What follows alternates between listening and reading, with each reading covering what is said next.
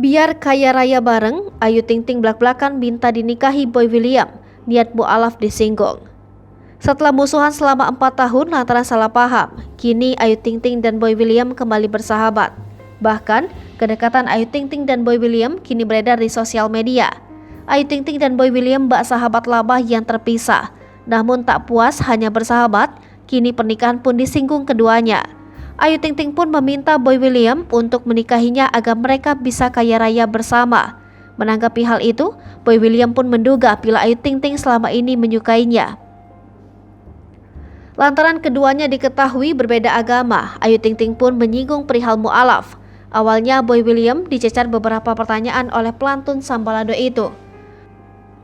Dua pilihan dari Ayu Ting Ting untuk Boy William antara LDR atau beda agama.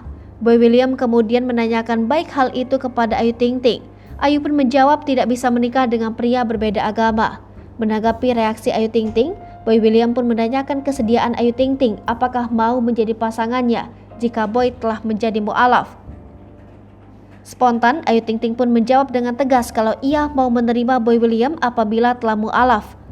Tanpa berpikir panjang, Ayu lantas mengajak Boy William menikah agar bisa kaya raya bersama. Melihat gelagat Ayu Ting Ting, Boy William pun menyebut kalau sang pendangdut menyukainya.